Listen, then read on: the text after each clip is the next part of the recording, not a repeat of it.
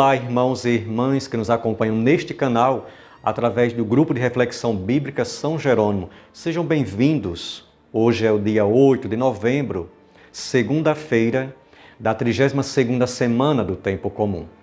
O texto para a nossa reflexão é Lucas 17, 1 a 6. Trata-se de uma perícope que está inserida no contexto da segunda parte do caminho de Jesus para Jerusalém, Lucas 13, 22 a 17, 10. Portanto, nós estamos na parte central do Evangelho lucano. O nosso texto compreende 3 partes. Os versículos 1 e 2, no qual Jesus vai tratar sobre o escândalo, 3 e 4, o perdão, e fecha nos versículos 5 e 6, a fé. Então, Jesus está caminhando com os seus discípulos para Jerusalém.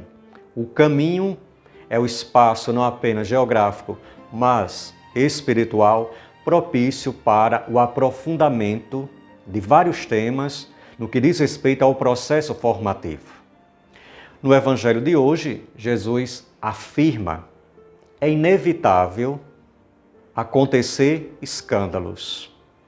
Uma expressão utilizada por Lucas, que aparece também em Mateus, no capítulo 18. É inevitável acontecer escândalos ao longo da trajetória. Escândalo, um termo grego que é traduzido como pedra de tropeço. Mas ai de quem escandalizar os pequeninos. O verbo utilizado por Lucas apenas 2 vezes, lá no início da sua obra, no capítulo 1, versículo 23, e aqui no nosso texto, 17, 2. Enquanto que Mateus deu maior relevância e fez uso deste verbo 13 vezes. Enquanto que o substantivo, Lucas utiliza apenas uma só vez, 17, 1, enquanto que Mateus 3 vezes, dentro do contexto da correção fraterna, da dimensão comunitária. Então vejamos, o escandalizar os pequeninos. Quem é este grupo? Trata-se daqueles que são os mais vulneráveis, os principiantes na caminhada, aqueles que estão desprotegidos. Os próprios apóstolos são considerados pequeninos, que estão neste caminho de discernimento, na dimensão comunitária formativa. Eis o perigo para quem escandalizar, ou a gravidade do escândalo, que Jesus traz a figura da pedra de moinho, ser colocada ao pescoço e a pessoa jogada ao mar. Qual é a gravidade? A morte. Ou qual a consequência? A morte. A pessoa não vai submergir. Jesus fecha a temática do escândalo e passa para o perdão, com a demonstração: prestai atenção. Outrora, os discípulos, hoje, todos nós. Se teu irmão pecar, repreende-o. O pecado não é uma grave infração, se comete para com o próximo e também na dimensão comunitária, mas ninguém está condenado porque pecou. Deve-se realizar, fazer a correção fraterna, repreender o irmão que pecou.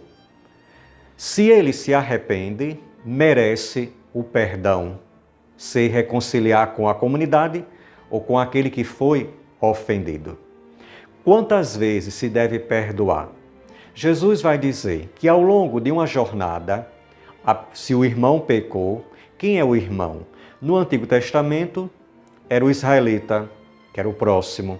No Novo Testamento, é o cristão, aquele que está caminhando lado a lado conosco ao longo desse íntere para chegar a Jerusalém terrena ou a Jerusalém celeste. Então, caso a pessoa peque 7 vezes e pedir perdão, ou seja, se ela se arrepender, o arrependimento é o requisito para receber o perdão, aquele que foi ofendido deverá conceder o perdão. Desta forma, Lucas alarga a temática da misericórdia, Um Deus que é misericordioso, conforme nós rezamos no Pai Nosso, que Deus nos perdoe e colocamos sob condição perdoar aquele que nos ofende. Então devemos conceder o perdão para que aconteça a reconciliação na dimensão comunitária, para que a comunidade possa fluir de forma salutar na coinonia. E fecha o Evangelho com a temática da fé. Diante destas exortações, os discípulos pareciam estarem atônitos. Denominaram Jesus de Senhor, é um termo solene que nos remete a uma linguagem pós-pascal. E fizeram um pedido: aumenta a nossa fé. Ou seja, os discípulos tinham fé, mas ainda não era uma fé sólida. Sabemos que a fé não é qualitativa, ou melhor, a fé é qualitativa, não é quantitativa. Jesus, percebendo a pouquíssima fé que estava presente nos discípulos, trouxe uma linguagem proverbial para que eles melhor compreendessem o que é impossível para o homem, Deus torna possível. E ele trouxe o exemplo da semente de mostarda, a menor entre todas na face da terra, e também da planta. Se tivéssemos fé semelhante a um grão de mostarda, poderíamos dizer a amoreira, a planta, para ser transportada e plantada no mar. Imagine, é algo que é impossível para nós, mas tendo fé, tudo torna-se possível. Então os discípulos observaram essas 3 exortações da parte de Jesus, que também é direcionada para todos nós, que somos convidados a responder a 3 perguntas. Diante das nossas atitudes, será que nós estamos sendo pedra de tropeço na vida de alguém ao longo da caminhada? Como está a nossa sensibilidade para o perdão? Perdoar é uma atitude sublime? Contudo, é um desafio conjugar este verbo, acolher aquele que nos ofendeu. E, por fim, a fé. A fé no que diz respeito ao aprofundamento, a fé nessa sintonia com Jesus. Como é que nós estamos ao longo da nossa trajetória? Se conseguirmos responder a essas 3 perguntas sobre o escândalo, sobre o perdão e a fé, estamos, portanto, prosseguindo, dando passos na nossa caminhada, tanto espiritual, quanto comunitária, como existencial. Portanto, sigamos os passos com Jesus, que é o Rabi de Nazaré, que é a nossa referência, aprimorando cada vez mais a sua palavra. Portanto, que Deus abençoe a cada um de vós e a todos, paz e bem.